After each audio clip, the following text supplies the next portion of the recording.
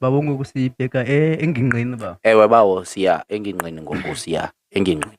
Ingingqi ithi uyindawo yokuzimela. Mm. Ithi ke bawo ingingqi, ukuzimela yinto enye, enye into kukuzimela. Xa ndinawo amandla ndiyakwazi ukuzimela.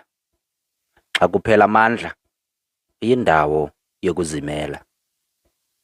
Ndicinga ndinamandla xa ndizimela, kodwa kuvuka amandla ndakuzimela ngawe. Undombathisa ndingaqondi, kanti umqolo uphandle. Undisindisa ezingozini, sele kusebusuku phandle. Ndakothuswa zizinto ondenzela zona.